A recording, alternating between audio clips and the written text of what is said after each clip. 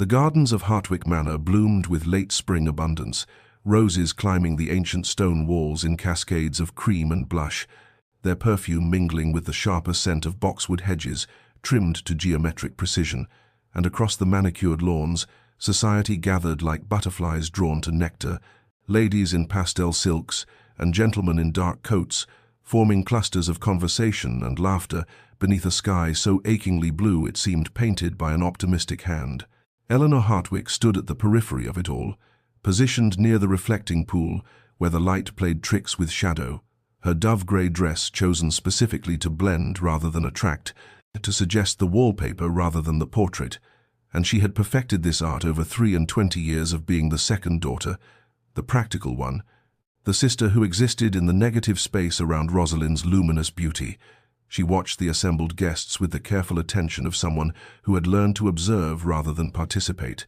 noting Mrs. Pemberton's new ruby necklace and Lord Ashworth's poorly concealed interest in the widow Fairfax. These small dramas playing out while Eleanor remained invisible as heir, and she had long ago accepted this as her natural state, had even found a certain peace in it, for there was safety in not being seen,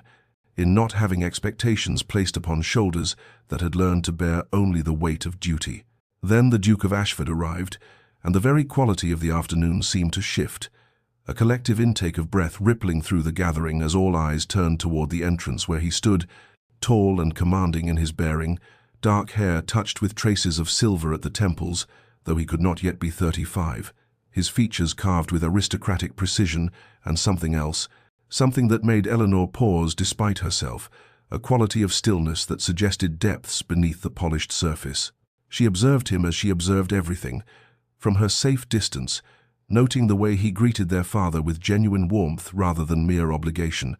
how his eyes scanned the crowd, not with arrogance but with what might have been wariness, or perhaps loneliness,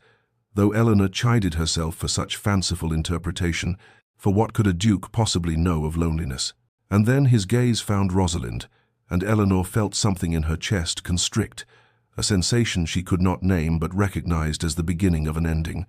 for she saw in that moment how his expression shifted, how the careful guardedness gave way to something like wonder as he beheld her sister standing beneath the wisteria arbor, sunlight catching the gold of her hair and turning her into something mythical, a creature too lovely for the mundane world. Rosalind, accustomed to such attention, smiled with practiced grace, and Eleanor watched as the Duke crossed the lawn with purpose, his path as inevitable as sunrise, and she knew with sudden, crushing certainty that she was about to become a witness to something that would alter the course of all their lives. She saw him bow, heard the murmur of introduction though she stood too far to distinguish words, watched as Rosalind extended her hand and the Duke took it with reverence, and then he was leading her sister toward the temporary dance floor laid out on the east lawn, and the musicians began to play, and Eleanor retreated further into the shadows cast by the garden wall, making herself smaller still, invisible entirely, as the Duke of Ashford requested Rosalind's first dance, and Eleanor's long vigil of silent suffering began. Weeks passed, and the Duke's courtship of Rosalind became the singular focus of London society. Every call he paid to Hartwick Manor, dissected and discussed in drawing rooms across Mayfair, every flower he sent examined for symbolic meaning. And Eleanor found herself thrust into an unexpected role, for propriety demanded that Rosalind never be alone with her suitor,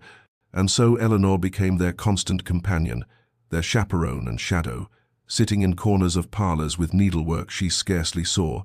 walking 3 paces behind them in gardens while pretending deafness to their conversation, and in this enforced proximity she began to notice things about the Duke that others missed in their fascination with his title and fortune. She observed his genuine interest when their father spoke of agricultural improvements, not the polite attention of a man courting favor, but real engagement with ideas, and she noticed how he treated the servants with courtesy rather than dismissal, remembering names and asking after ailing family members, and there was a quality of loneliness about him despite his social position, a careful guardedness that reminded Eleanor of her own practiced invisibility. He was unfailingly proper with Rosalind, attentive without being presumptuous, but Eleanor began to sense something missing in their interactions, a lack of true connection beneath the scripted courtship though she told herself such observations were merely wishful thinking born of her own inappropriate and growing fascination. The family's expectations mounted with each visit, her mother already planning the wedding that would elevate the Hartwick name, her father calculating settlements and alliances, and Rosalind accepted it all with the confidence of one who had never doubted her own desirability, who viewed the Duke's interest as natural and inevitable as dawn following darkness. Eleanor's internal conflict intensified until it became a constant ache in her chest, for she was drawn to him in ways she could not allow herself to acknowledge. Noticing the intelligence in his grey eyes and the kindness in his rare smiles, the way he listened with genuine attention and spoke with careful consideration. And she despised herself for these feelings, for what kind of sister coveted what was meant for another? Then came the afternoon that changed everything, or perhaps simply illuminated what had already begun, when Eleanor dropped an armful of books while descending the main staircase, the volumes tumbling and scattering across the marble floor in a cascade of leather and paper, and she knelt to gather them in flustered embarrassment, expecting the footman to assist. But it was the Duke who appeared beside her, having just arrived for his appointed call with Rosalind, and he knelt on the polished floor in his fine coat and helped collect the scattered books, and as he handed her a worn copy of Wordsworth, their fingers touched, and his eyes met hers, and he said with unexpected warmth, "You have excellent taste in poetry, Miss Eleanor," and she realized with shock that he knew her name, her actual name, and not just her designation as Rosalind's sister, and something in his expression as he looked at her made her heart stop and restart with painful force. They stood there in the entrance hall, books between them like a bridge, and he asked what she thought of Wordsworth's treatment of nature and memory, and for perhaps 3 minutes they conversed, truly conversed, about poetry and philosophy and the way beauty could break the heart. And Eleanor felt seen for the first time in her life, wholly visible and recognized, until Rosalind's voice called from above, asking what detained him, and reality crashed back with crushing weight, and Eleanor stepped away with a murmured excuse and fled to her room, where she pressed her hands against her burning cheeks and acknowledged the terrible truth that she was developing feelings for the man who would marry her sister. The season ended without a formal proposal, though everyone understood it was merely a matter of time, and Eleanor endured the summer, knowing that autumn would bring the inevitable conclusion to a courtship that had become her own slow torture. Autumn arrived with its usual pageantry of gold and crimson, the social season resuming as families returned from country estates to London townhouses, and Eleanor had spent the summer months attempting to excise her feelings for the Duke through sheer force of will, filling her days with charitable work and her evenings with books that no longer brought their usual comfort, but the heart proved resistant to reason, and she found herself counting down to the season's opening with equal measures of dread and desperate anticipation. The Duke's courtship of Rosalind resumed with increased seriousness, his visits more frequent and his attention more focused, and society whispered that this would surely be the season of the long-awaited proposal. Yet Eleanor began to notice something new and terrifying, a quality of awareness in his glances that suggested her own feelings might not be entirely unreturned, though she told herself such perception was merely wishful delusion born of her own hopeless attachment. At the theatre one evening, positioned in their box with Rosalind at the front and Eleanor in the customary shadows behind, she felt the weight of observation and looked up to find the Duke's gaze fixed not on her sister, but on herself, his expression unguarded for just a moment, before he seemed to catch himself and redirect his attention to the stage. But Eleanor's hands trembled so violently she had to clasp them together to still them, and the opera might as well have been silence for all she comprehended of it afterward. Her internal turmoil intensified until it became a constant companion, guilt warring with longing, the certainty of her own invisibility battling against these moments that suggested otherwise, and she hated herself for hoping, for allowing even the smallest kernel of possibility to take root, when she knew the inevitable conclusion must be Rosalind's triumph and her own continued obscurity. Rosalind, meanwhile, treated the Duke's courtship with casual confidence bordering on indifference, speaking of him in their private moments with the same tone she might use to discuss a well-tailored gown or a satisfactory arrangement of flowers, appreciating his qualities without any evidence of deeper feeling, and Eleanor wondered if she alone noticed this lack of genuine affection, or if love was simply different for people like Rosalind, who had never doubted their own worth. Then came the small moment that nearly undid Eleanor's resolve entirely. A dinner at Hartwick Manor, where conversation turned to literature, and Eleanor mentioned in passing her preference for Shakespeare's sonnets over his plays, finding more truth in compressed emotion than sprawling drama. And 3 days later, a book arrived at the house, a beautiful leather-bound volume of the complete sonnets, with a card that read simply, "For Miss Eleanor Hartwick, who understands the heart of poetry." And though it bore no signature, she knew his hand immediately, and she held that book against her chest in her room and wept for the impossibility of everything. She resolved then to bury her feelings deeper still, to build walls so high and thick that no glance or gesture could penetrate them,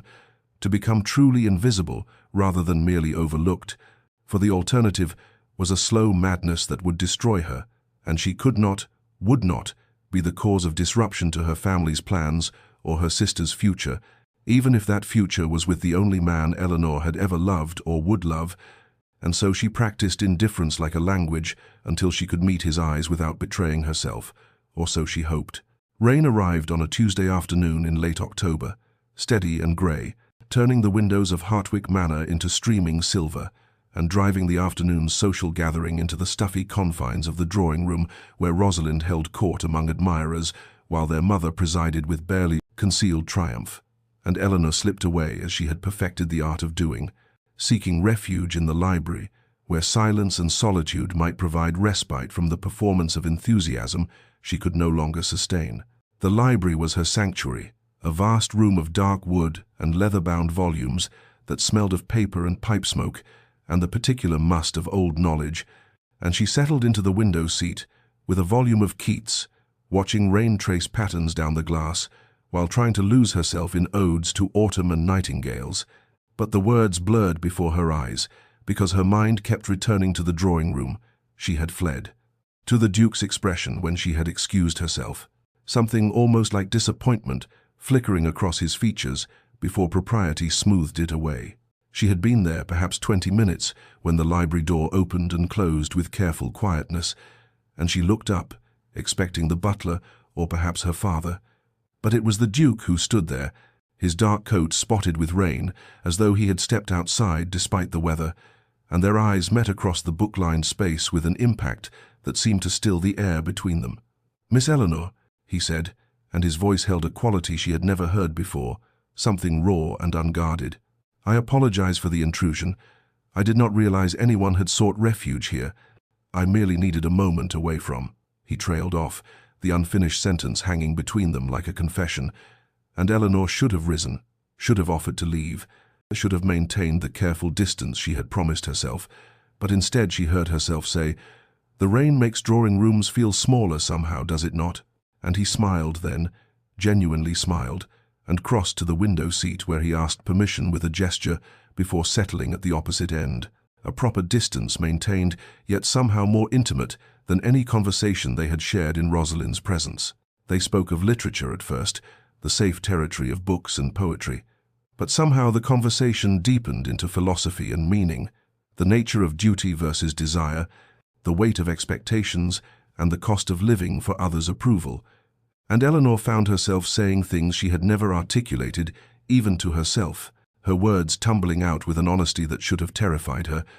and the Duke listened with an intensity that made her feel simultaneously exposed and understood, and he spoke of loneliness in crowded rooms and the performance of courtship versus the reality of connection, and they both knew they were no longer discussing abstractions, but something immediate and dangerous, and utterly real. The moment stretched and transformed, charged with everything unsaid, and the Duke leaned forward slightly and said in a voice barely above a whisper, "Eleanor, I must tell you." But Rosalind's voice cut through the intimacy like a blade, calling from the hallway, "Has anyone seen the Duke? He seems to have vanished entirely." And Eleanor jerked back as though scalded, the spell broken with devastating completeness, and the Duke stood with visible effort at composure as the door opened and Rosalind appeared, her expression moving from mild annoyance to sharp calculation as she took in the scene, her sister and her suitor alone in the library. And she said with false lightness, "How cozy you both look, but the Duke promised me a game of cards, and I mean to collect." And Eleanor watched the Duke's expression shutter closed, watched him assume the role of dutiful suitor as he offered Rosalind his arm. But before he left, he glanced back at Eleanor, and she saw such conflict in his eyes, such barely restrained longing, that she pressed her hand against her chest, as though she could physically contain the breaking of her heart, and when they were gone, she remained frozen in the window seat, while rain continued its relentless descent, and she understood with perfect clarity that she could not survive many more such moments, that she must create distance before the truth became visible to everyone, before her feelings destroyed not only herself, but the careful architecture of her family's future. Winter descended upon London with crystalline beauty, the social calendar blooming into a relentless succession of festivities that Eleanor could not escape without drawing unwanted attention, Christmas balls and New Year celebrations,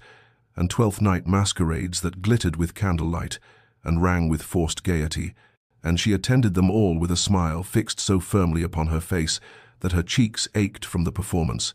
while internally she constructed elaborate strategies to avoid proximity to the Duke, positioning herself always in crowds or near chaperones, or engaged in conversations she could not politely abandon.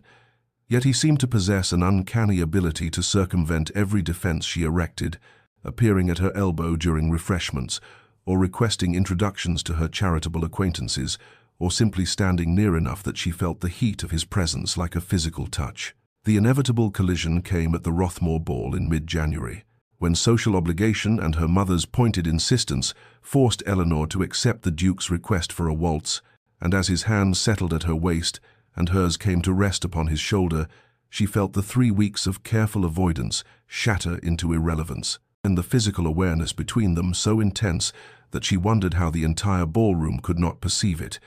the electricity that seemed to arc through the proper distance between their bodies,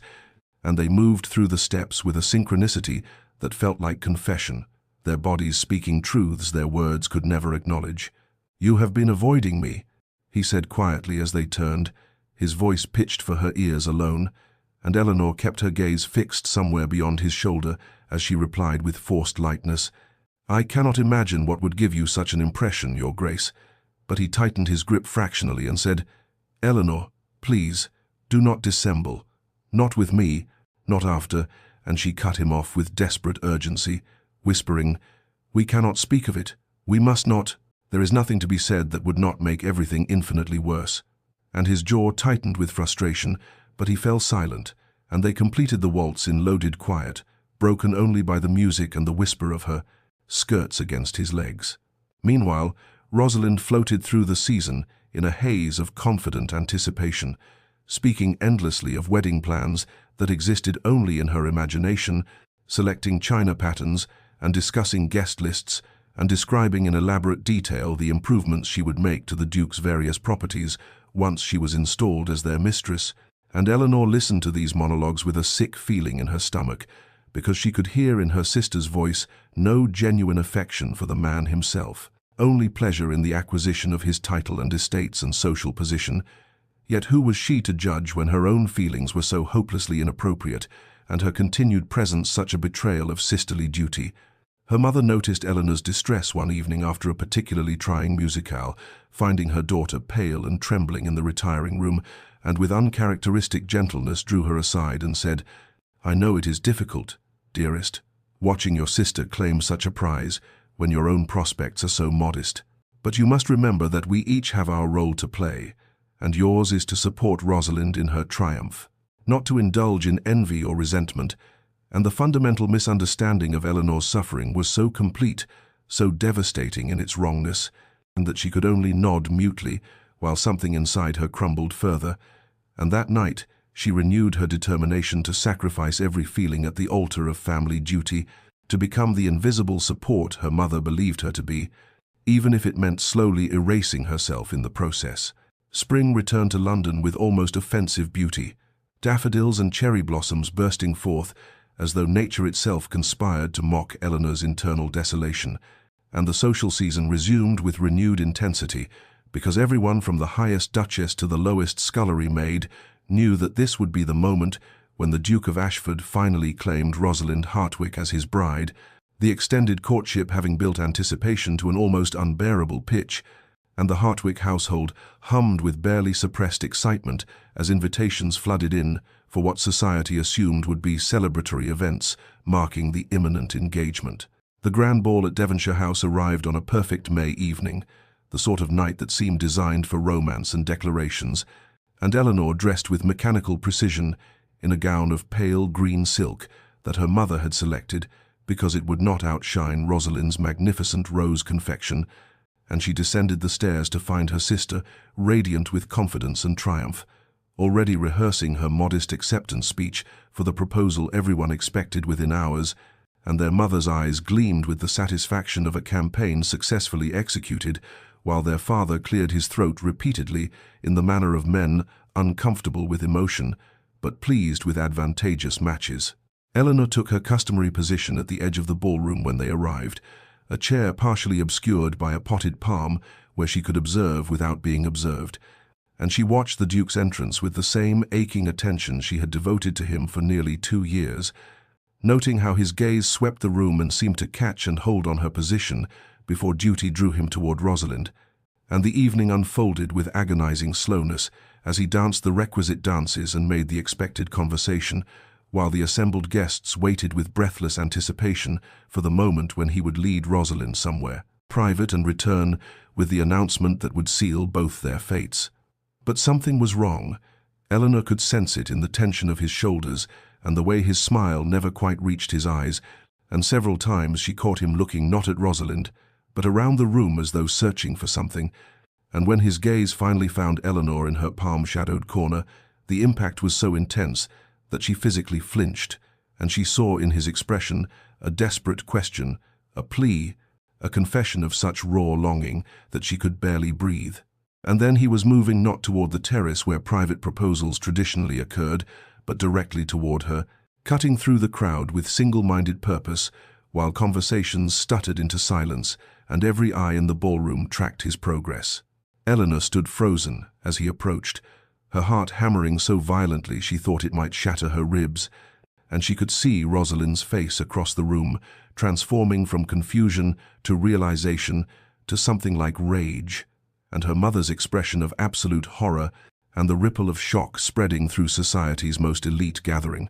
And in that crystalline moment, Eleanor made the choice that would haunt her for months to come, because she could not, would not, be the cause of her sister's public humiliation, no matter what it cost her own heart. She stepped forward to meet the Duke, but instead of acknowledging his clear intention, she turned her movement into a graceful gesture toward Rosalind, and said loudly enough for those nearby to hear,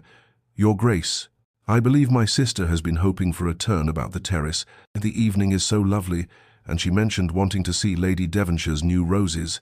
and she watched something die in his eyes, even as social obligation forced him to redirect his trajectory,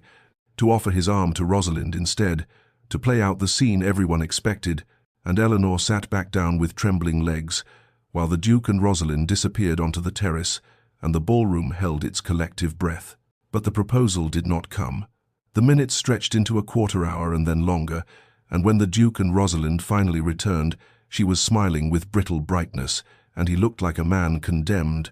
and he made his excuses with impeccable courtesy, and left Devonshire House without the announcement anyone expected. And the whispers began immediately, speculative and cruel, wondering what had passed between them on that terrace,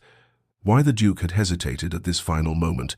whether perhaps the beautiful Miss Hartwick had some hidden flaw that had finally revealed itself, and Eleanor watched her sister's mortification transform into defensive pride, while she herself sat in her shadowed corner, and knew with perfect clarity that she had just sacrificed everything for a duty that was destroying them, and all, that her active encouragement of a match built on falsehood and social expectation rather than genuine feeling had only prolonged an agony that must eventually reach its breaking point, and she had never felt more lost, or more alone, or more certain that she had made a terrible, irreversible mistake. The Duke's departure from London 3 days after the Devonshire ball arrived with such abruptness that society barely had time to register his absence before he was gone. His townhouse shuttered, and his staff dispatched to his country estate in Derbyshire, with instructions that suggested an extended retreat from the social whirl, and the void he left behind seemed to intensify, rather than diminish the speculation about what had transpired on that fateful terrace. Whispers growing more elaborate and cruel with each retelling, until Rosalind could barely show her face at afternoon calls, without facing thinly veiled questions and sympathetic looks that felt more like daggers. Eleanor watched her sister oscillate between fury and bewilderment, raging one moment about the Duke's inexplicable behavior and dissolving into anxious tears the next, as she wondered what she had done wrong and what flaw he had perceived that made him withdraw at the very moment when commitment seemed certain, and Eleanor could offer no comfort because any explanation would require confessions she could never make, so she simply held Rosalind's hand and murmured meaningless reassurances while her own heart felt like lead in her chest. Summer settled over London with oppressive heat that drove most of society to their country estates, and the Hartwicks retreated to their modest holdings in Kent, where Eleanor threw herself into the familiar routines of rural life with desperate intensity, tending the gardens and visiting tenant families, and losing herself in books from the library that she read without comprehension, the words sliding across her vision while her mind replayed endlessly that moment when the Duke had walked toward her with such purpose and she had turned him away, and she told herself again and again that she had done the right thing, the only thing, even as the certainty felt increasingly hollow. The letter arrived in mid-July on an afternoon so hot that the air seemed to shimmer, delivered by special messenger in a manner that suggested its importance, and Eleanor's hands trembled as she broke the ducal seal and unfolded the thick paper to find the Duke's familiar script covering both sides of the page. The content ostensibly innocent, a description of improvements he was making to his Derbyshire estate, and inquiries about a botanical text she had mentioned months ago during one of their brief conversations. Yet beneath the proper surface, she could feel the weight of everything unspoken, the careful selection of details that seemed designed to tell her he was thinking of her, remembering their shared moments, holding fast to connections that should have dissolved with distance. Eleanor sat in her bedroom for 3 days debating whether to respond at all, drafting letter after letter that she immediately burned in her fireplace, some too revealing in their warmth, and others so coldly formal that they felt like cruelty, and she cycled through shame at her hesitation and desperate longing to maintain even this tenuous thread of connection and fear that any response would only prolong an impossible situation, until finally she composed a brief note of impeccable propriety that acknowledged his letter and answered his botanical question with scholarly precision while revealing nothing of the chaos in her heart. His return letter came within a fortnight, longer than the first and less carefully restrained, describing not just estate matters, but his thoughts on a book of poetry they had once discussed, and his observations of the Derbyshire landscape in terms that seemed designed to paint pictures for her specifically, and he mentioned in passing that he found himself thinking often of conversations left unfinished and questions left unasked, and Eleanor read these words with tears streaming down her face, because she understood what he was saying beneath the proper language, that he was waiting, that he had not forgotten, that despite everything, the pull between them had not diminished with separation, but had instead crystallized into something that felt increasingly inevitable. And for the first time since that terrible night at Devonshire House, she allowed herself to feel the smallest flicker of hope, even as her loyalty to Rosalind and her family warred with the desperate yearning of her own heart. Autumn arrived in London with a crispness that seemed to sharpen everything, the edges of buildings appearing more defined against skies of impossible blue, and the social season opened with heightened anticipation because the Duke of Ashford had returned after his summer retreat, and society watched with avid curiosity to see how he would navigate the complicated situation he had created, whether he would finally propose to Rosalind Hartwick, or whether the extended courtship would dissolve entirely into scandal and speculation. Eleanor felt her stomach clench when she first saw him across Lady Pemberton's drawing-room,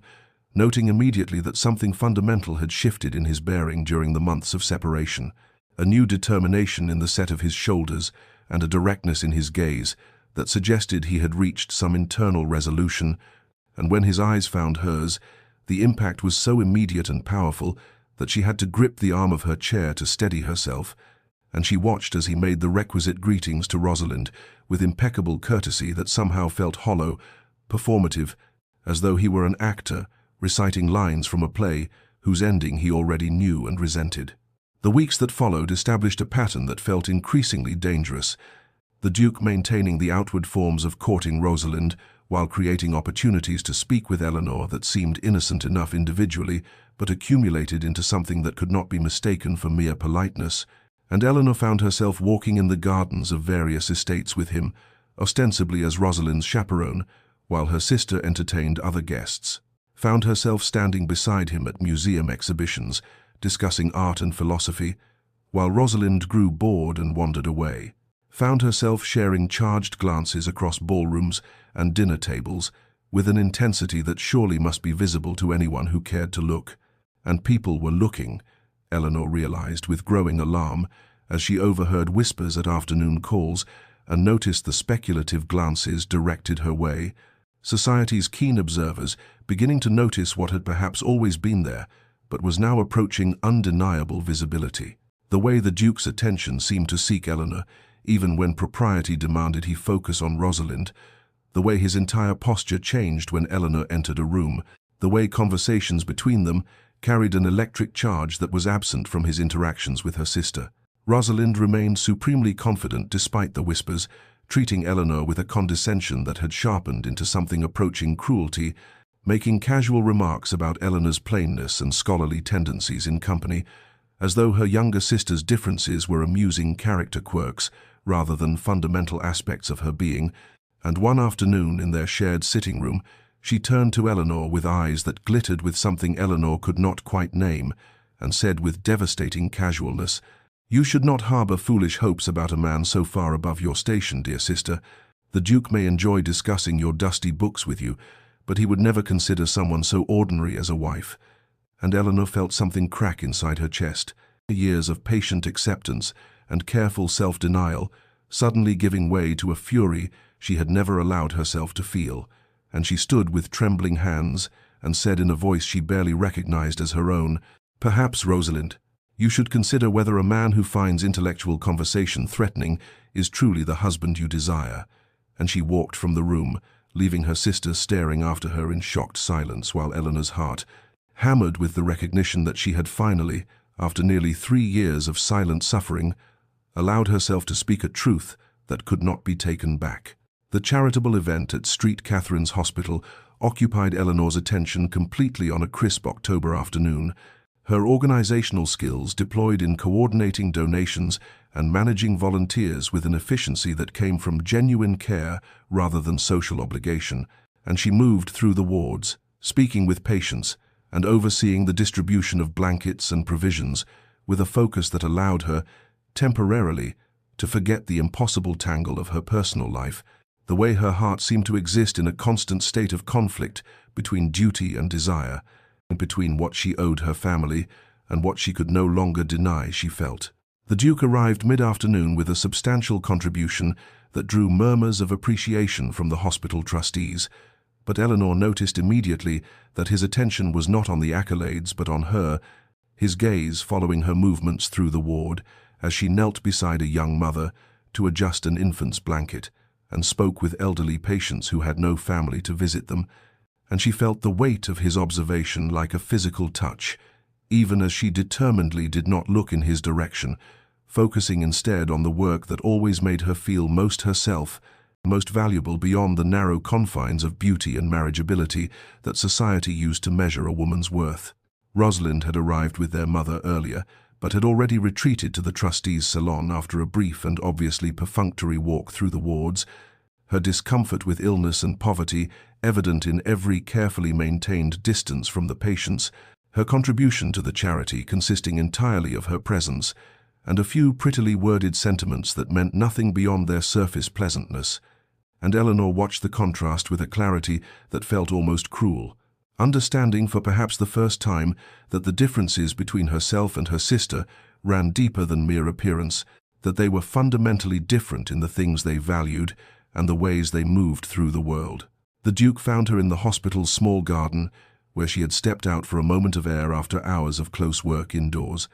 the autumn light slanting golden through the leaves of the single oak tree that dominated the space, and he approached with a directness that suggested he had been waiting for precisely this moment of privacy, his expression carrying such intensity that Eleanor felt her breath catch in her throat, even as she told herself she should not be alone with him like this, that every moment they spent together only made the impossible situation more painful. "I have watched you today," he said without preamble, his voice low and urgent, "and I have seen what I have always known, that you possess a compassion and capability that transforms everything you touch, that you do not simply perform charity as a social obligation, but engage with it as though every person you encounter matters fundamentally, as though their suffering is your own." And Eleanor felt tears spring to her eyes at hearing herself seen so clearly, at having someone recognize the part of herself she valued most and had always felt went unnoticed in a world that cared only for the exterior. "Your Grace, you should not speak to me this way," she whispered, even as everything in her wanted to step closer, to close the distance between them and surrender to the pull that had been building for 3 endless years. "I am not the woman you are courting. I am not the future you have been building, and I will not be the cause of my sister's heartbreak, the source of scandal that ruins my family's reputation." But even as she spoke the words, her voice broke on them, revealing the cost of this noble restraint, the way it was slowly destroying her from the inside. "And what of yours?" he asked, and the question hung between them like a challenge and a plea. "What of your heartbreak, Eleanor? What of the way I see you diminish yourself year after year, accepting invisibility as though it were your deserved portion, when in truth you shine brighter than anyone I have ever known? What of the fact that every moment I spend maintaining this charade with your sister feels like a betrayal of everything true and real that exists between us?" His use of her given name, intimate and forbidden, sent a shock through her entire body, and Eleanor found herself unable to maintain the distance she had so carefully constructed, the words tumbling from her in a rush of desperate honesty she had never permitted herself before. "You ask what of my heartbreak, as though you do not know, as though you have not watched me break piece by piece for 3 years while you courted my sister, as though I have not spent countless nights wondering what flaw in myself made me unworthy of the regard you showed her,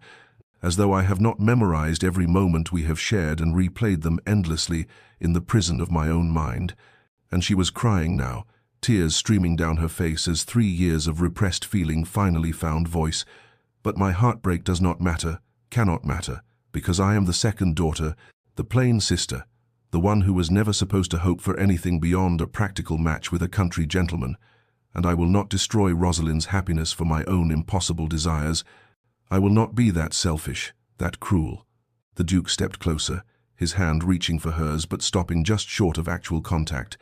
trembling in the air between them, as though he too recognized that to touch would be to cross a line from which there could be no return, and his voice when he spoke carried such anguish that Eleanor felt it resonate in her own chest. "Then tell me what to do," he said, "because I cannot continue this performance much longer.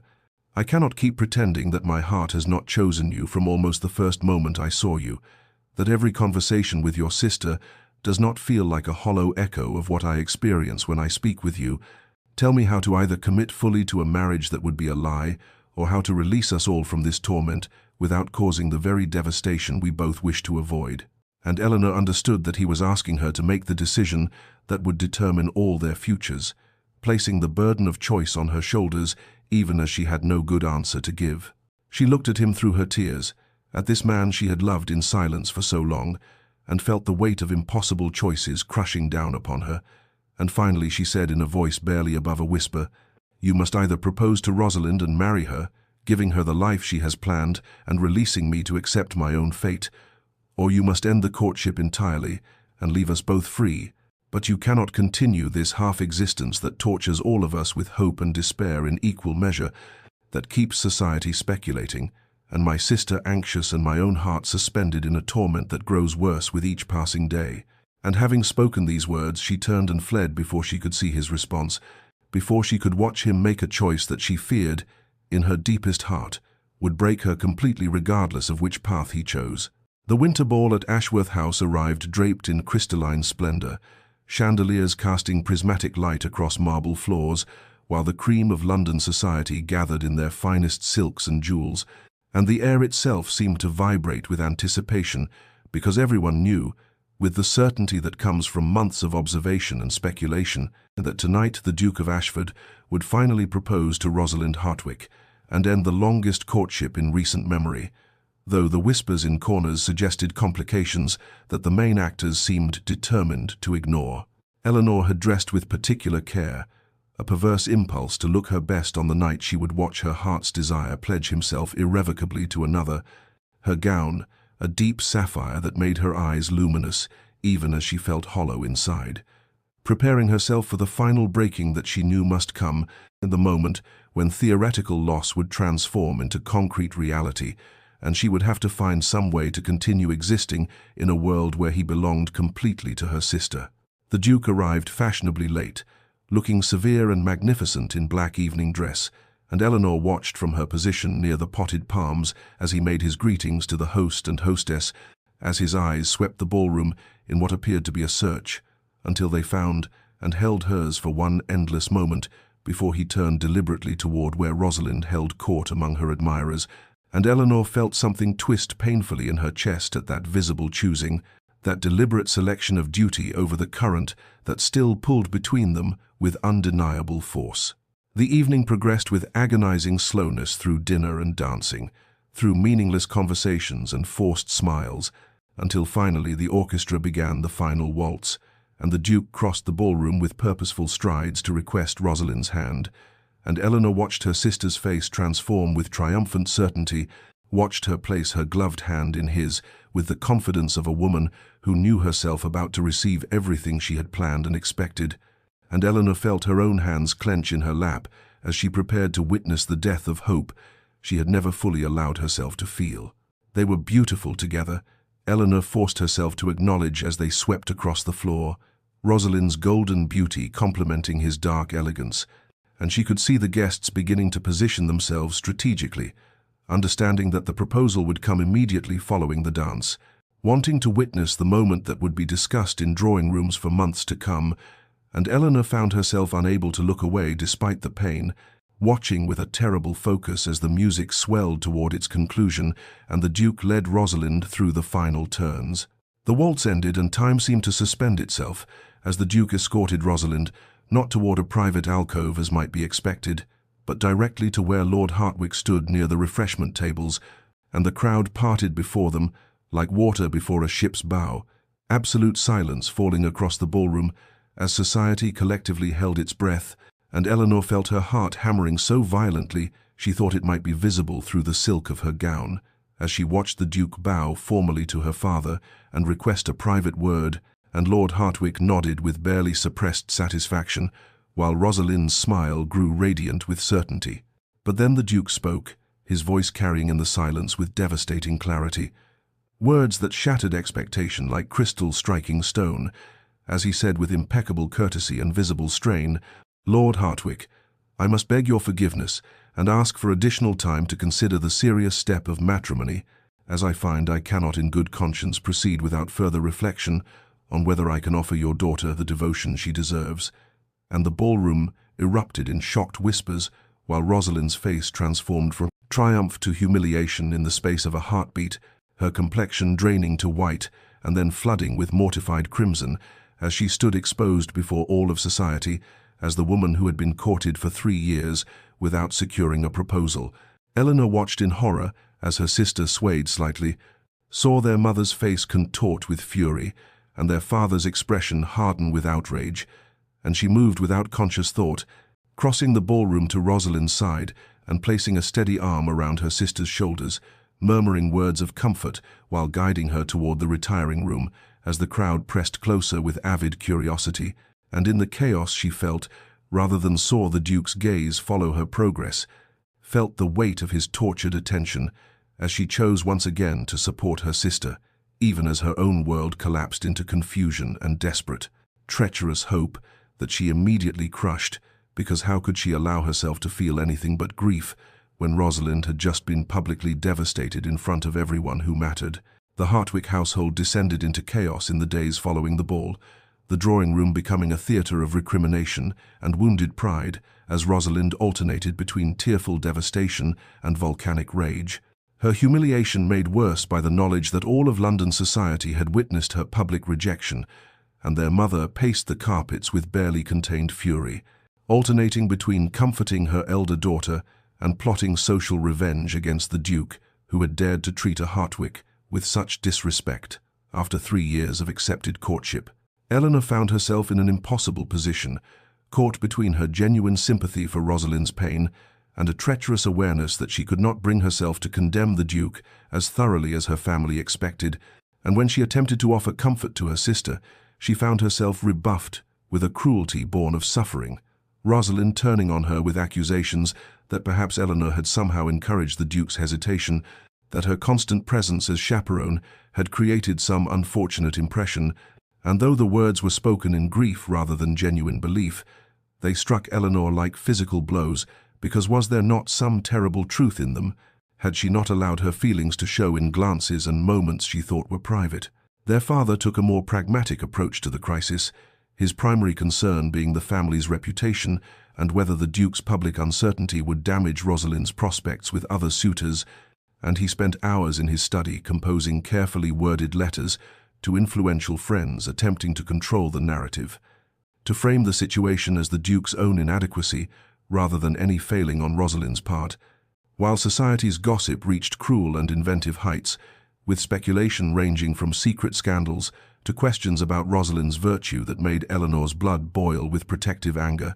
even as she understood that such whispers were the inevitable consequence of such a public spectacle. The message arrived on the 3rd day after the ball, delivered by the Duke's footman to the Hartwick butler, with instructions that it be given directly to Miss Eleanor Hartwick, and the household erupted in fresh outrage at this impropriety, their mother declaring it unconscionable that the Duke should attempt to communicate privately with the younger sister of the woman he had just humiliated,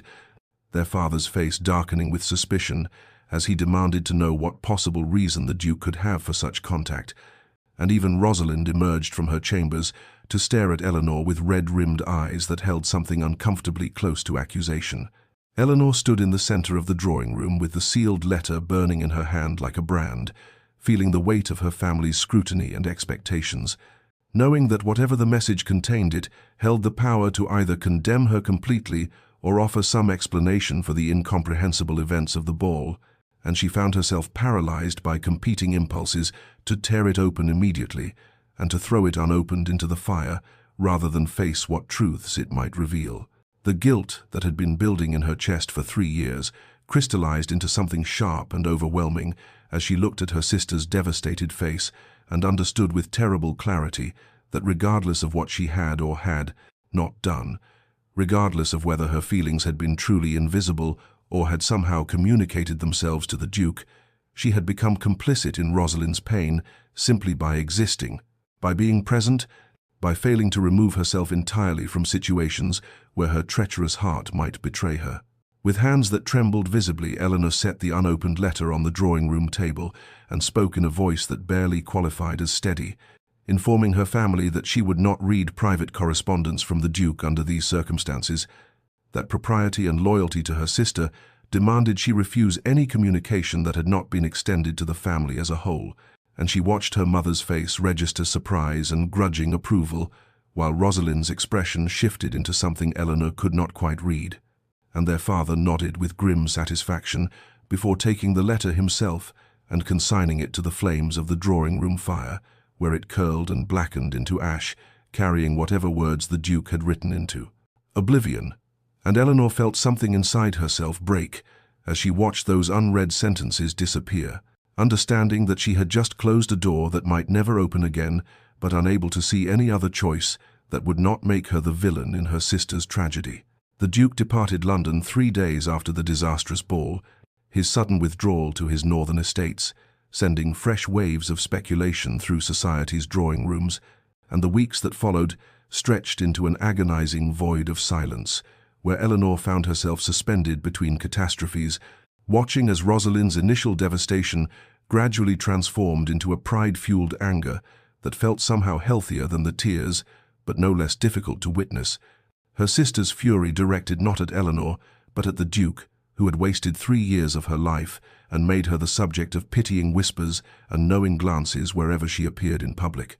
Eleanor's own suffering intensified in the absence of any word from him, the silence more painful than his presence had ever been, because at least when she could see him she knew he existed in the same world she inhabited, whereas now he seemed to have vanished into some unreachable distance,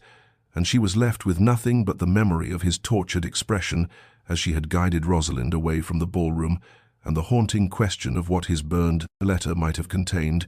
what explanations or confessions had turned to ash before she could read them, and she found herself caught in an impossible position where she had lost both her sister's complete trust, for Rosalind sometimes looked at her with a confusion that suggested uncomfortable thoughts were forming, and any chance she might have had with the Duke, for surely her refusal to read his message had communicated a rejection as clear as words could have done. The days became a blur of forced normalcy, where Eleanor attempted to maintain her usual routines while feeling as though some essential part of herself had been hollowed out and replaced with numbness, and she retreated into the solitary pursuits that had always been her refuge, spending hours in the Hartwick Library surrounded by books whose words she could not seem to absorb,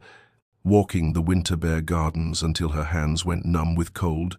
and sitting alone in her chamber, staring at nothing, while her mind circled endlessly around the same unanswerable questions about what she should have done differently and whether there had ever been any path that would not have led to pain.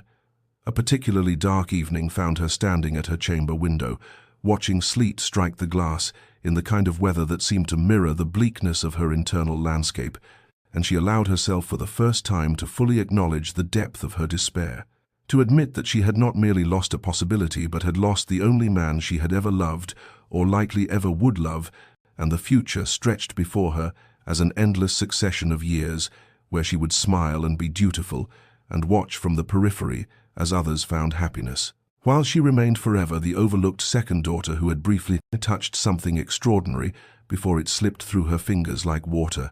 And in that moment she understood with terrible clarity that she had become a ghost haunting her own life, visible but not truly present, speaking and moving through the expected patterns, while her actual self remained locked away in a place no one could reach. The knock at the door came on a February afternoon, when the household had settled into a grim routine of pretending normalcy, and when the butler announced that the Duchess of Thornbury requested an audience with Miss Eleanor Hartwick, the entire family reacted with confusion because the Duke's elder sister had never called upon them before, her position in society being such that the Hartwicks were beneath her usual notice, and Eleanor felt something tighten in her chest as she descended to the drawing-room, where an elegant woman with the Duke's dark eyes waited with an expression that suggested purposes beyond a mere social call. The Duchess studied Eleanor with an intensity that felt almost invasive before dismissing the hovering servants with a gesture that brooked no argument, and when they were alone, she spoke with a directness that bypassed all conventional pleasantries, informing Eleanor that her brother had withdrawn to Ashford Hall in a state that alarmed his family, that he spent his days riding the estate boundaries in all weather, and his nights in the library staring at books he did not read, saying that he had lost weight and sleep, and seemed to be punishing himself for sins the Duchess could not fully comprehend, but suspected had something to do with the Hartwick family and the disaster of the winter ball. Eleanor listened with a heart that hammered painfully against her ribs as the Duchess described the Duke's suffering in clinical terms that somehow made it more rather than less devastating, and when she finally found her voice to ask why the Duchess was telling her these things, the elegant woman smiled with something that might have been sadness or sympathy or understanding, and said only that sometimes the people most affected by a situation were the last to see the truth of it clearly, that the Duchess had observed her brother for 3 years and knew him well enough to recognize the difference between duty and desire, and that Eleanor might wish to consider what her own heart told her about where the Duke's true affections had always resided, cryptic words that left Eleanor trembling with a dangerous hope she did not dare fully embrace but could not entirely suppress. Spring arrived with an insistence that felt almost cruel in its renewal. The London season, commencing with its usual pageantry of balls and garden parties and afternoon calls, but this year the Duke of Ashford's conspicuous absence created a void that society initially found scandalous and then gradually accepted as the new normal. Conversations, shifting from speculation about when he would return to discussions of other eligible gentlemen and other romantic entanglements, and Eleanor found herself observing these social machinations with a detachment born of her winter's suffering, watching as Rosalind emerged from her chambers with a new animation that had nothing to do with the Duke and everything to do with Lord Pemberton, a charming viscount with an easy laugh and uncomplicated affections, who had begun calling with increasing frequency, and whose attentions Rosalind received with a warmth Eleanor had never witnessed during the Duke's 3-year courtship. Eleanor studied her sister across the drawing-room as Lord Pemberton recounted some amusing anecdote that made Rosalind's eyes light with genuine delight, and she recognized with startling clarity that this was what authentic attraction looked like: the unconscious, leaning forward when he spoke, the quick flush of pleasure at his compliments. The way Rosalind's practiced social grace gave way to something more spontaneous and real, and Eleanor understood with a relief so profound it left her momentarily breathless that her sister had never truly loved the Duke at all, had been attracted to the prestige of his title and the triumph of securing society's most sought-after bachelor, but had never experienced the soul-deep connection that Eleanor had foolishly believed was forming between them. The realization shifted something fundamental in Eleanor's understanding of the past 3 years, allowing her to see that while she had been torturing herself with guilt over her feelings for a man her sister supposedly loved, Rosalind had been performing the role of devoted beloved without ever engaging her actual heart, and though this knowledge did not erase Eleanor's suffering or make her choices different, it did ease the crushing weight of guilt that had made her refuse the Duke's letter and resign herself to a future of lonely invisibility, permitting her to acknowledge for the first time without immediate self-recrimination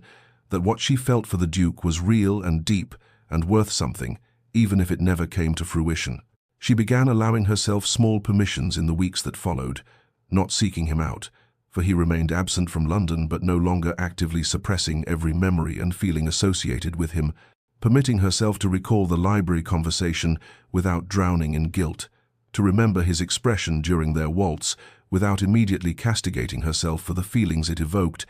and she discovered that this acceptance brought a quiet confidence she had never possessed before, a sense that perhaps she was worthy of being seen and chosen and loved not because of beauty or accomplishment, but because of the essential truth of who she was beneath the role of overlooked second daughter. The bookshop encounter happened on an ordinary Tuesday afternoon, when Eleanor had slipped away from the household to browse the latest arrivals at Hatchard's. Her arms already laden with 3 volumes, she could not resist when she rounded the corner of the poetry section and collided directly with a solid form that she recognized before she even looked up, her body responding to his presence with an awareness that 3 months of separation had done nothing to diminish, and she found herself staring up into the Duke's face, seeing shock mirror her own as they stood frozen in the narrow aisle, with dropped books scattered around their feet, and all the careful defenses she had constructed crumbling in an instant. He looked thinner than she remembered, shadows beneath his eyes suggesting sleep as elusive for him as it had been for her, but his gaze as it held hers contained a intensity that made her breath catch, and her carefully maintained composure threatened to shatter completely, and they stood in silence that stretched beyond comfortable into something charged and painful until propriety reasserted itself, and they both bent simultaneously to retrieve the fallen volumes, their hands brushing as they reached for the same book, sending electricity through Eleanor's entire body, that she knew he must have felt as well from the way his breath hitched and his fingers lingered against hers for one impossible moment before they both withdrew. The exchange of pleasantries that followed felt absurd, given the depths of feeling swirling beneath the surface, Eleanor inquiring after his health in a voice that trembled despite her best efforts, while he responded with equal formality, though his eyes never left her face. And she was desperately aware that they were in public with other patrons nearby, and that any extended conversation would fuel exactly the kind of gossip that had made the winter so unbearable, yet she found herself unable to simply walk away, rooted to the spot by the terrible hunger to know why he had returned to London now, and what he intended, and whether the suffering she read in his face matched her own. But before either could speak beyond the required courtesies, the shop owner appeared to assist them, and the moment fractured, leaving Eleanor to gather her books and depart with a brief curtsy, while the Duke stood watching her retreat, with an expression that haunted her dreams for weeks afterward. And she understood as she stepped into the London afternoon, with her heart racing and her hands shaking, that whatever resolution awaited them, It was approaching with the inevitability of spring following winter, ready or not. Lord Pemberton's courtship of Rosalind progressed with a swiftness that shocked those who had witnessed the Duke's 3-year hesitation, the charming Viscount calling daily at the Hartwick residence with flowers and poetry, and an easy attentiveness that made Rosalind bloom in ways Eleanor had never observed during the long years of being courted by a duke. And within 3 weeks of their first proper conversation at Lady Marchmont's musicale, the entire household recognized that something genuine was forming between them, something uncomplicated by duty or expectation or the weight of social positioning that had characterized Rosalind's previous romantic entanglement. Eleanor found herself watching her sister with a mixture of relief and fascination as Rosalind laughed at Lord Pemberton's jests with unaffected delight, blushed at his compliments with real pleasure rather than practiced coquetry, and spoke of him in private with an animation that revealed depths of feeling she had never exhibited when discussing the Duke, and the contrast illuminated truths Eleanor had suspected, but never quite allowed herself to fully acknowledge about the nature of her sister's 3-year performance as devoted beloved to a man she had never actually loved. Beyond his title and consequence, the Hartwick parents received Lord Pemberton's suit with an approval that bordered on gratitude, for while a Viscount's rank fell below a duke's, the family's reputation had been sufficiently damaged by the winter's scandal that securing any respectable match for Rosalind felt like a victory,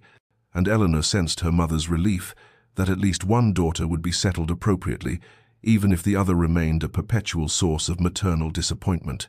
Though lately her mother's sighs over Eleanor's unmarried state had grown less frequent, as if she had finally accepted that her second daughter was destined for spinsterhood, and there was no point in continued lamentation. The afternoon when everything shifted between the sisters arrived on an unseasonably warm May day when Eleanor discovered Rosalind alone in the morning room, surrounded by fabric samples and invitation designs for an engagement that had not yet been formally announced, but seemed inevitable given Lord Pemberton's increasing devotion, and Rosalind looked up from her planning with an expression that held none of her usual casual superiority, gesturing for Eleanor to sit beside her with an openness that had been absent from their relationship since childhood, and what followed was perhaps the most honest conversation the sisters had ever shared as adults. Rosalind spoke with a candor that surprised Eleanor,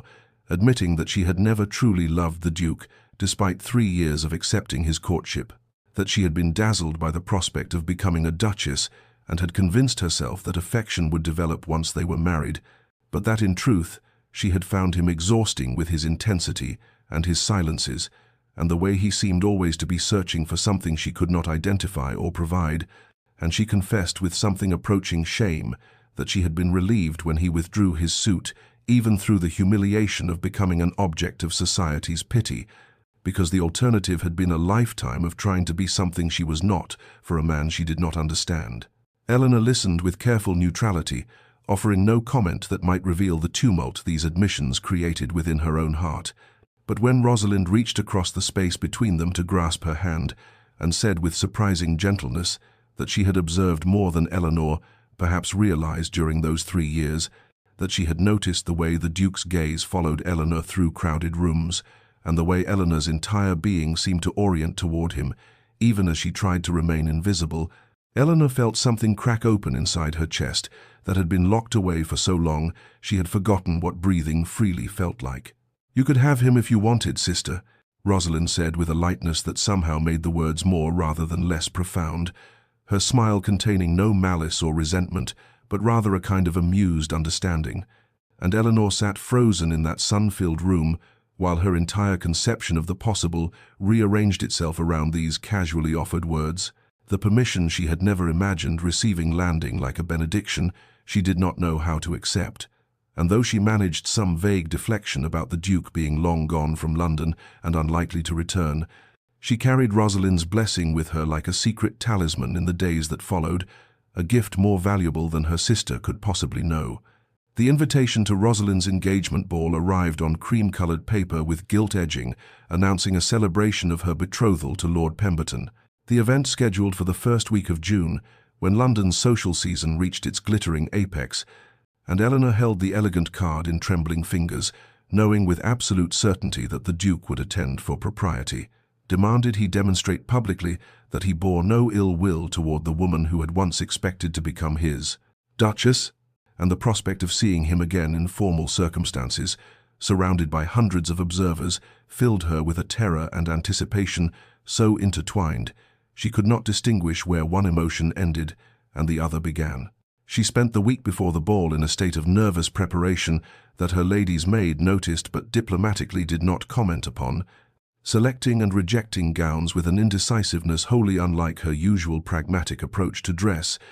finally settling on a silk creation in deep emerald that brought out the green in her hazel eyes and made her skin luminous in ways her typical modest choices never achieved, and she told herself this vanity had nothing to do with the Duke, even as she knew she was lying to herself with every careful instruction about how her hair should be arranged. The evening of the ball arrived with that particular quality of summer twilight that makes everything seem suspended between day and night, possibility and reality, and Eleanor descended the stairs of Rosalind's engagement venue, her parents having spared no expense in securing the magnificent Pemberton House ballroom, with her heart beating so violently she feared it might be visible through the bodice of her gown, and she had barely entered the crowded space when she felt his presence with that uncanny awareness that had plagued her for 3 years, her gaze finding him across the expanse of dancing couples and glittering chandeliers, as if drawn by some invisible thread that connected them, despite all the obstacles and pain and impossible circumstances that should have severed any bond between them. He stood near the terrace doors in evening dress that emphasized the breadth of his shoulders and the austere perfection of his features, speaking with Lord Pemberton with every appearance of cordiality, though Eleanor noticed the tension in his posture that suggested he was as aware of her presence as she was of his, and then he turned, and their eyes met across the ballroom and everything else. The music, the conversations, the hundreds of people between them simply ceased to exist in any meaningful way, the world narrowing to the space between their locked gazes, where 3 years of longing and suffering and unspoken truth seemed to arc like electricity through the perfumed air. Eleanor forced herself to look away first, turning to accept a glass of champagne from a passing servant, with hands that shook enough to make the crystal tremble, and she moved through the required social niceties of greeting other guests and complimenting Rosalind on the beautiful decorations with half her attention, while the other half remained excruciatingly aware of the Duke's location, the room,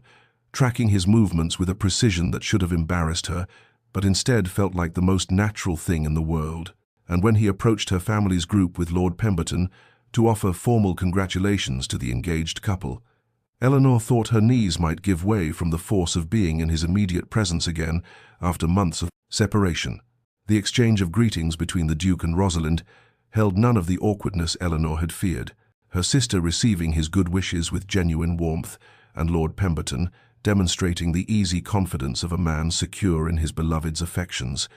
But when the Duke turned to Eleanor and bowed over her gloved hand with exquisite formality, she felt the brief pressure of his fingers through the silk and knew that he was as affected by this proximity as she was,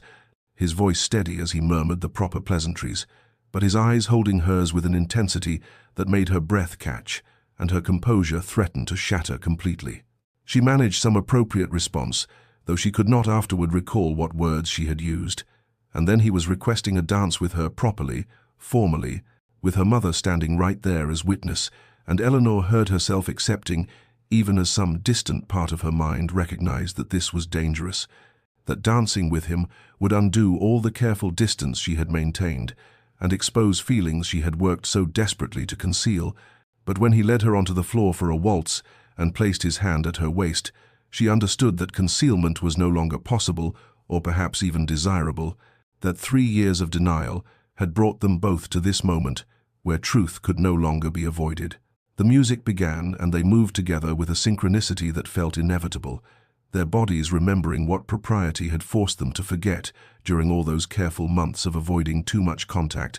and Eleanor was aware of every point where they touched his hand warm through her glove, his other palm steady at her back, the scant inches between them that society demanded, but that felt like both too much and not nearly enough distance. And when he leaned closer under the pretense of navigating through other couples and whispered,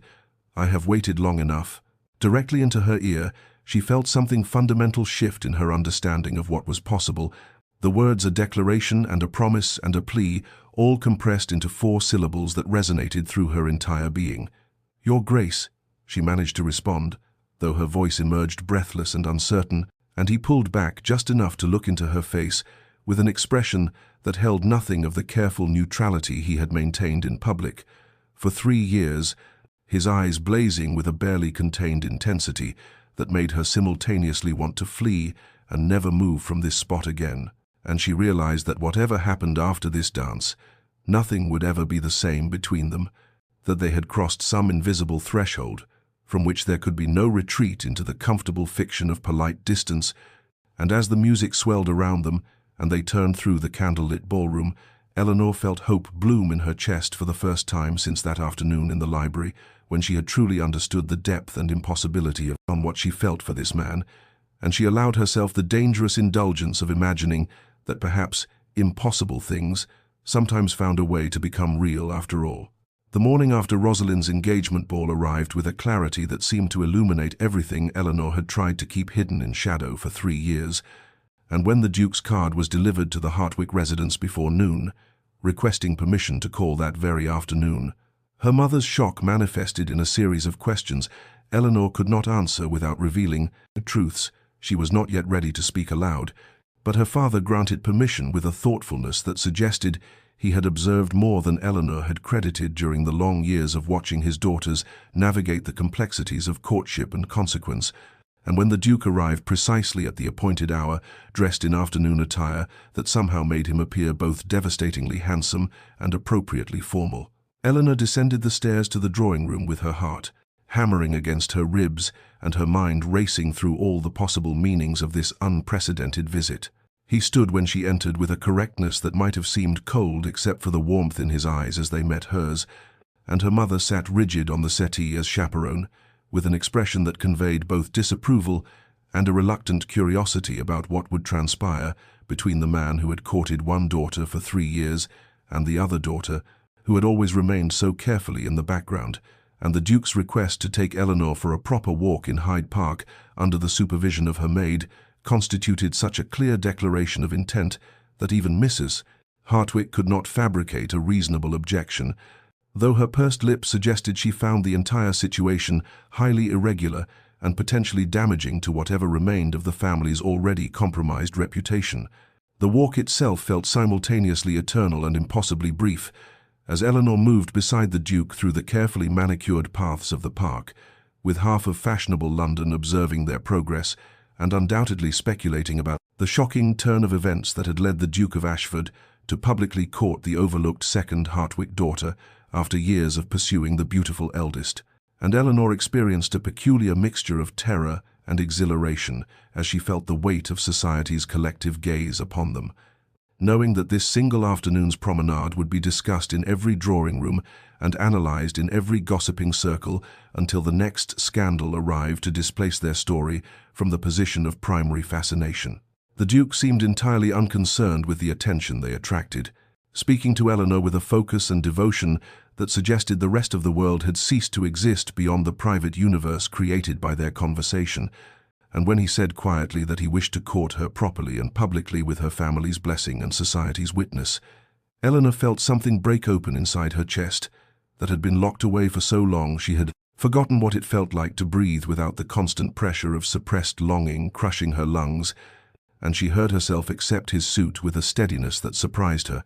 given the way her hands trembled inside her gloves, and her pulse raced with such violence she felt certain he must be able to hear it. He told her then, as they paused beneath an ancient oak that provided a moment of privacy from the most aggressive observers, that he had seen her first that day at the garden party 3 years ago,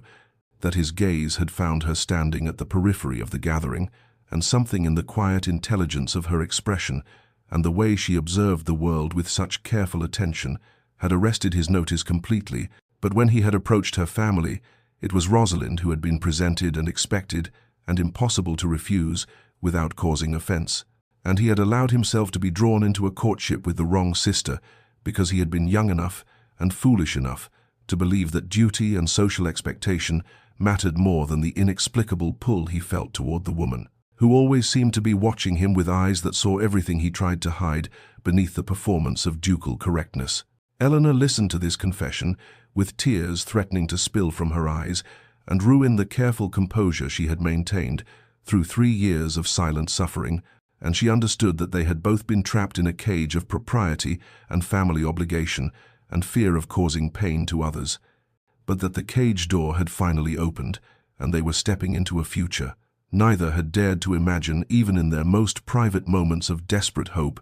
And when he asked permission to call upon her again tomorrow and the day after that, and every day until she grew tired of his presence, she laughed through her tears and told him she suspected that day would never arrive, and the smile that transformed his usually austere features into something approaching joy made her believe that perhaps 3 years of waiting had been necessary after all, that some loves required patience and suffering and the slow accumulation of understanding before they could emerge into the light where everyone could see what had always been true for those willing to look closely enough. The weeks that followed the Duke's first official call transformed into a courtship unlike anything Eleanor had imagined during all those years of silent longing. For instead of the careful formality that had characterized his pursuit of Rosalind, this courtship unfolded with an intensity of genuine connection that seemed to compress 3 years of suppressed conversation into every afternoon walk and evening entertainment.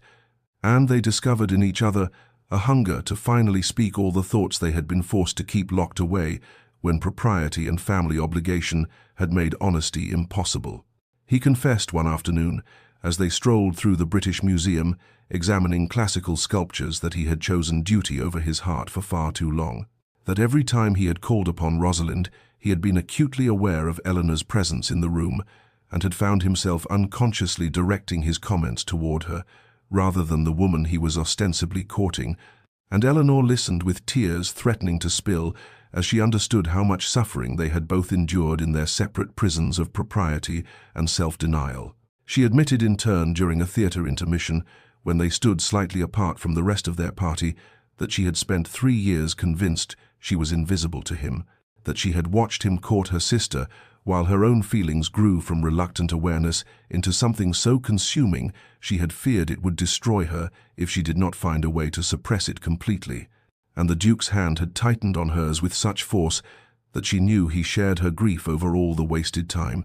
even as they both recognized that perhaps the depth of what they felt now existed precisely because they had been forced to wait and observe and understand before they could claim what had always belonged to them. Their conversations ranged across every subject, with the desperate energy of people who had been starved for intellectual companionship, and finally found someone who could match their thoughts. And Eleanor discovered that the Duke possessed not just the serious intensity she had always observed, but also a dry wit and a capacity for playful debate that emerged when he felt safe enough to lower the austere mask he showed to the rest of society, and she found herself laughing with genuine delight during their country walks, when he would challenge her opinions on everything from literature to social reform, with an engagement that made her feel seen and valued in ways she had never experienced before. Society gradually shifted from shocked disapproval to reluctant acceptance, as those who had observed closely during the previous 3 years began to recognize what had always been visible to anyone willing to look beyond the surface of social expectation, and the whispers that had initially suggested scandal transformed into speculation about how the Duke and Eleanor's obvious connection had been overlooked for so long, with several matrons claiming they had always suspected the true direction of his affections, despite all evidence to the contrary. The pivotal moment of complete acceptance came when the Duke invited Eleanor to accompany him to visit the charitable institution she had mentioned supporting, a home for orphaned children that operated on the outskirts of London. And as he watched her interact with the residents with genuine compassion and practical capability that went far beyond the performative charity work most society ladies engaged in, he understood with absolute clarity that this was who she truly was when freed from the constraints of being the overlooked second daughter, and the recognition in his eyes, as she knelt to comfort a crying child, made Eleanor's heart swell with a joy so profound she felt it might lift her entirely off the ground, for she saw reflected back at her the truth that he loved, not some idealized version of who he thought she should be, but rather the complete and complicated reality of who she actually was. Shadows and light together, and that gift of being truly seen and accepted felt more valuable than any title or fortune or social position could ever be. The Duke arranged the proposal with a care that spoke of how long he had been imagining this moment, choosing the walled garden at his London residence during the golden hour, when sunset painted everything in shades of amber and rose, and he ensured their privacy through the simple expedient of inviting Eleanor's parents to dine with him afterward, so that their presence in his home was perfectly proper, while giving him the precious minutes alone with her that propriety would normally deny. And when Eleanor walked into that garden and saw him standing beneath an arch of climbing roses, with the dying light gilding his features into something almost ethereal, she understood that this was the moment when 3 years of waiting and suffering and silent longing would finally transform into something real and acknowledged and permanent. He came to her immediately, taking both her hands in his with a tenderness that made her breath catch, and she saw in his eyes the same mixture of certainty and vulnerability that she felt coursing through her own veins as he began to speak the words he had clearly prepared with such deliberation, telling her that he had spent 3 years making the wrong choice out of duty and fear, and a misguided belief that he could force his heart to follow where society expected rather than where it truly belonged,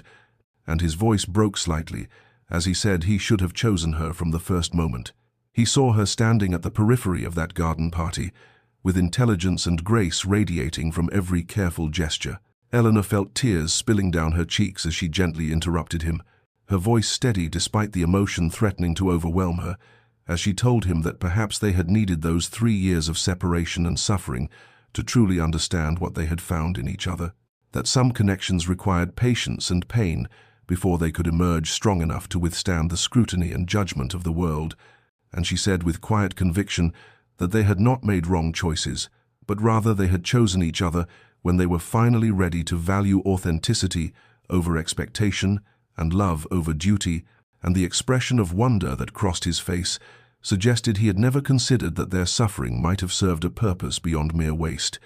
He knelt then in the traditional posture of proposal, but there was nothing traditional about the words he spoke as he asked her to be his wife and his partner and his truest companion through all the years they had remaining to them, promising to spend the rest of his life ensuring she never felt invisible or overlooked or anything less than cherished.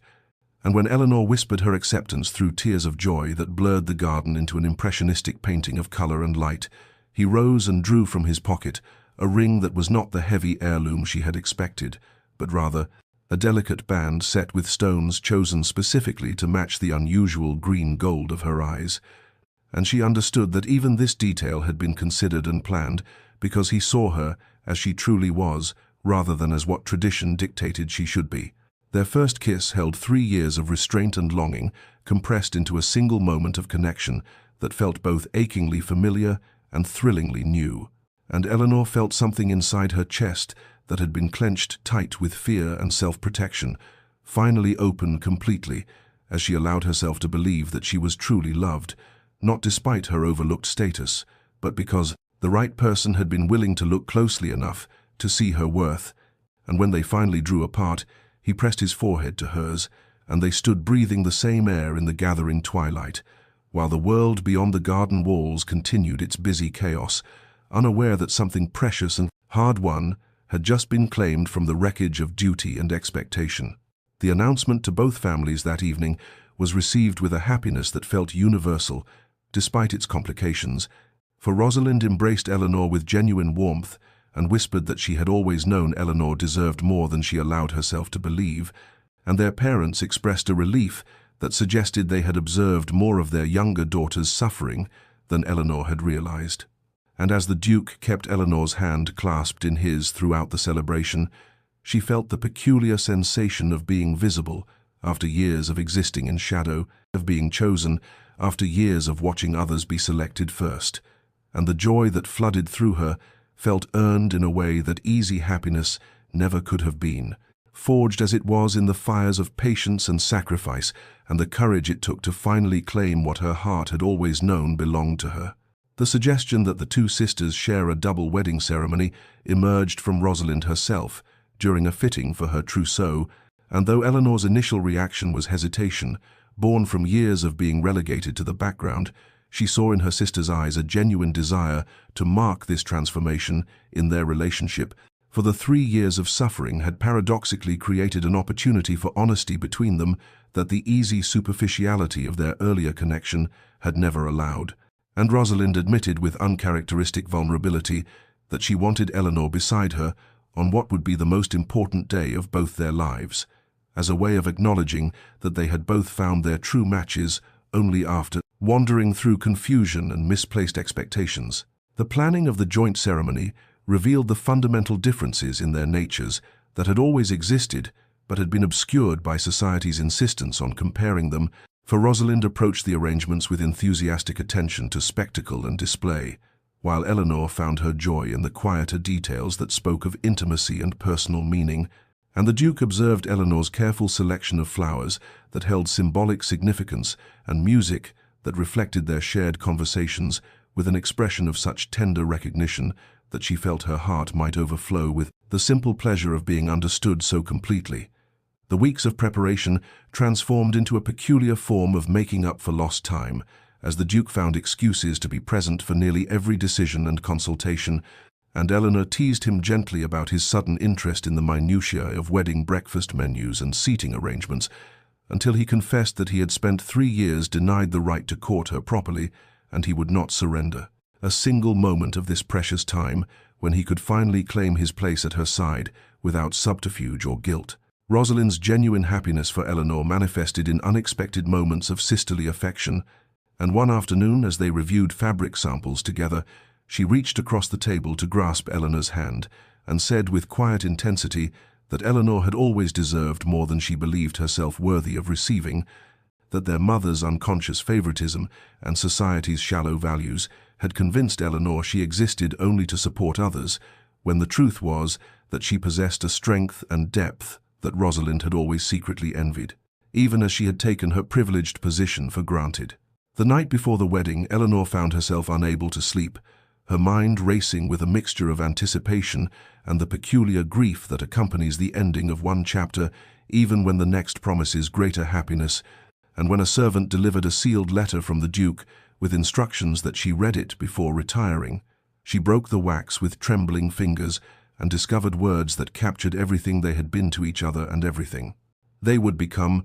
a promise written in his precise hand that tomorrow would mark not an ending of their unconventional courtship,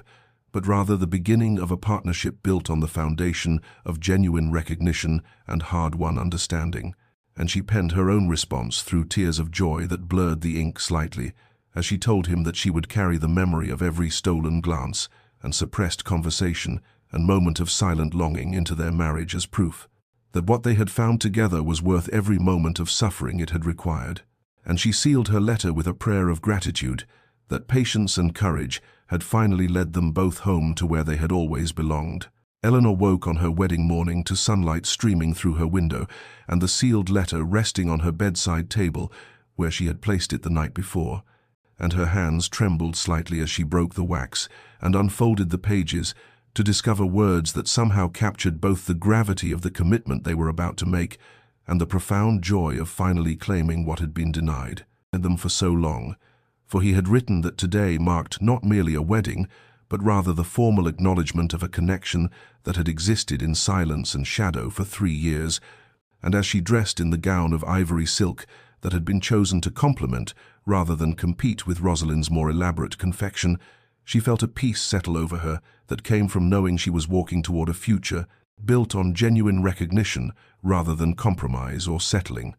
The ceremony itself unfolded in the ancient stone church, filled with summer blooms and golden light, and when Eleanor walked down the aisle on her father's arm, she saw nothing but the Duke waiting at the altar, with an expression that validated every moment of suffering and patience, for his eyes held a mixture of wonder and certainty, and such profound love that she felt tears threatening to spill before she had even reached his side. And beside him stood Lord Pemberton, waiting for Rosalind, with his own expression of besotted happiness that confirmed both sisters had found exactly what they needed rather than what society had expected them to want. The vows they exchanged carried a weight of meaning that only those who had wandered through years of unspoken longing could fully appreciate, and when the Duke promised to honor and cherish her, Eleanor heard the echo of every stolen glance and suppressed conversation and moment when they had chosen duty over desire, and her own promises emerged from a place of hard-won wisdom about the difference between being chosen by default and being selected with full awareness and intention. And as they were pronounced husband and wife, and he kissed her with a tenderness that acknowledged both their public audience and their private history, she felt the final dissolution of the invisible girl who had watched from the shadows, and the emergence of a woman who had learned her own worth through suffering. The celebration that followed sparkled with genuine joy, rather than mere social obligation, and Eleanor found herself surrounded by well-wishers who seemed to understand that something precious had been claimed from the wreckage of convention. And as evening drew near, and she stood beside her husband watching Rosalind dance with Lord Pemberton, she felt her sister's hand squeeze hers briefly in a gesture of solidarity that spoke of their transformed relationship, and the Duke drew her into the dance floor for a waltz that felt like an echo of that charged moment. 3 years prior, when they had first touched while pretending their hearts were not racing in tandem, and he whispered that he would spend the rest of his life ensuring she never doubted her visibility or worth, and she replied that he had already given her the greatest gift by waiting until they both understood what they were choosing. 5 years later, Eleanor stood in the walled garden of their country estate, watching her children play among the roses, while the Duke approached with their youngest daughter in his arms, and the scene held an almost dreamlike quality of domestic happiness that seemed impossible given the suffering that had preceded it. For their partnership had deepened into something that encompassed not merely romantic love, but also intellectual companionship and shared purpose in managing the estate and supporting the charitable endeavors that had always been. Eleanor's passion and evidence of their collaboration existed in every aspect of their life together, from the reformed tenant conditions to the school they had established in the village, to the way they made decisions as genuine partners rather than following the traditional hierarchy that relegated wives to decorative roles. That evening, as the children were settled, and they sat together in the library that had become their private sanctuary, the Duke pulled Eleanor into his arms and reflected that perhaps those 3 years of waiting had been necessary to forge them into people capable of appreciating what they had found. And Eleanor agreed, while also acknowledging that she would not wish to repeat the suffering even knowing its ultimate purpose, and they sat in comfortable silence watching the fire paint shadows on the walls, while outside the last light faded from a sky that had witnessed their entire journey, from invisible longing to acknowledged love, and she understood that some stories required patience and sacrifice before they could reach their proper ending. But the waiting had made the claiming all the more precious. Dear listener, there is wisdom in Eleanor's journey that extends beyond the particulars of her story. For how many of us have stood in the shadows believing ourselves invisible while waiting for recognition that seemed destined never to arrive, and how many have convinced themselves that being overlooked was a reflection of their worth rather than a failure of perception in those doing the looking. And yet Eleanor's transformation teaches us that sometimes the greatest courage lies not in demanding immediate acknowledgement, but in maintaining faith in our own value, even when the world seems determined to ignore it. And her story reminds us that being chosen second can sometimes mean being chosen correctly, with full awareness and intention rather than superficial attraction or social expectation. And while patience in the face of suffering is painful, it can also create depths of understanding and appreciation that easy happiness never achieves. And so perhaps the lesson is this: you deserve to be seen fully and chosen deliberately by someone who recognizes your worth, not despite your quiet strength, but because of it. Someone who will wait through seasons of difficulty for the privilege of claiming your hand. And if you find yourself standing in the shadows, watching others receive the attention you secretly crave, remember that the right recognition comes not from being the loudest or most obvious, but from being authentic enough that the wisdom to truly see will eventually find you. And may you find the courage to wait for that genuine connection rather than settling for whatever scraps of attention come your way. And may you rest tonight knowing that your worth exists independent of others' ability to perceive it. And may your own story of patience and recognition unfold in its proper time, bringing you the love you deserve. This story comes to you from Love and Deepness, where we believe in the transformative power of patience, the courage required for vulnerability, and the profound joy of being truly seen And if Eleanor's journey resonated with your own experiences of waiting and hoping, and finally claiming what you deserved, please share this story with someone who needs the reminder that being overlooked is temporary, but genuine worth is permanent. And subscribe to continue receiving stories that honor the complexity of the human heart and the courage it takes to believe in happy endings, even when they require years of faith to manifest, for we are all writing our own stories of transformation, and sometimes the most beautiful chapters are the ones that require the longest patience to reach.